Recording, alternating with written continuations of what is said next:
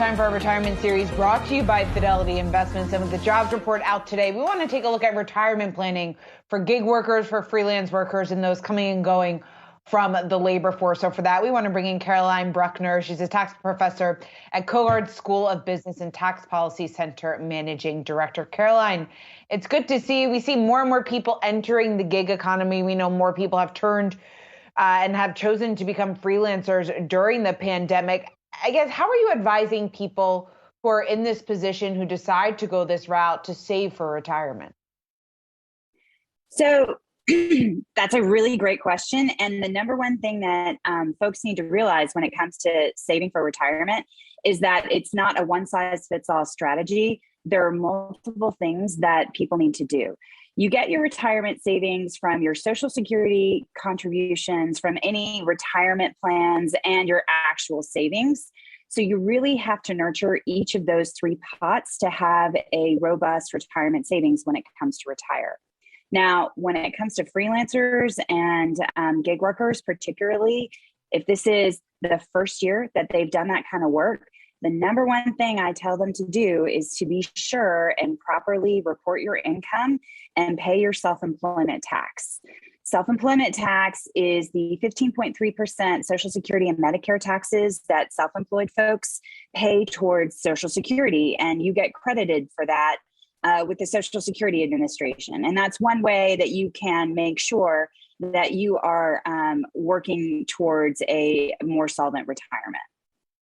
You've just given us the one leg, as they like to say, of the three-legged stool for retirement, right? So if you are self-employed, let's say you've got that covered. The next question becomes the potential other investments you can make via IRAs and other vehicles that are opened to the self-employed.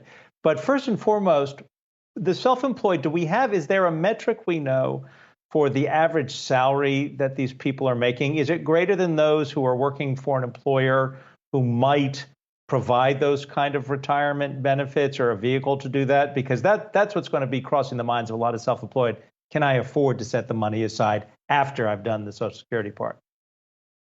Well, that's a great point that you raised. Small Business Majority did actually a survey of freelancers and gig workers in 2017, and 40% of the folks that they surveyed indicated that they did not have any kind of retirement savings plan. And the number one issue that they cited to is for the reason for not being able to do so was cash flow. And when I look at self-employed and gig workers in particular, folks that really do gig work on the side as a supplemental source of income, the income numbers that Treasury has from a couple of their studies show that on average, self-employed workers or gig workers in particular just don't make that much money.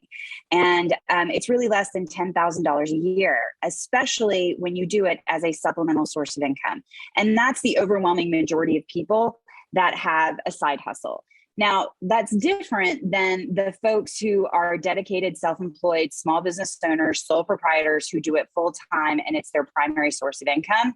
But the overwhelming majority of the 50 million people that have some sort of side hustle make not that much money and do it as a supplemental rather than primary source of income. Caroline, one thing that you pointed out here in your notes is the fact that gig workers struggle with tax compliance. I guess, why is this the case? Is it just because the tax code can be so complicated, or they're just not taking the time to understand exactly what needs to be done? I guess, what do you think is potentially behind this? So the rules are entirely different if you are self-employed, and it is up to you to keep track of your income, keep track of your expenses, and to know that you have to pay self-employment tax if you're going to have more than $400 of net self-employment income.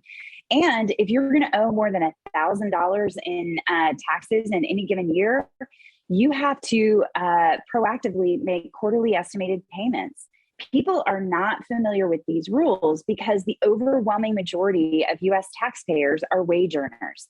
And when you are a wage earner, that means you're an employee, and your employer withholds your income and Social Security and Medicare taxes from each of your paychecks. Remember, it's a pay-as-you-go system.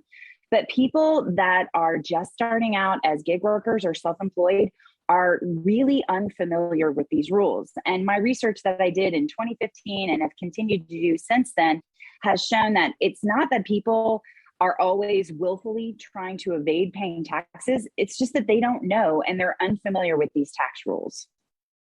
Treasury Department, as I recall, is trying to set up a program for freelancers and self-workers, a retirement program to which they could contribute. Is that in existence, or did that just kind of fall the way of infrastructure weak in so many administrations? I think that there's a lot that Treasury and IRS is trying to do. The number one thing that they're trying to do is they set up the Sharing Economy Tax Center on irs.gov to direct taxpayers on how to properly, comply with their tax filing obligations and to make sure that folks are making those Social Security contributions. There is a whole bunch of initiatives that Treasury and IRS are really trying to do to really communicate to folks about what you can do to be proactive with your retirement savings.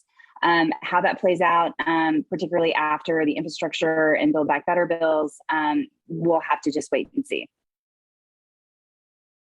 Caroline Bruckner, great to speak with you, tax professor at Kogod School of Business and Tax Policy Center Managing Director.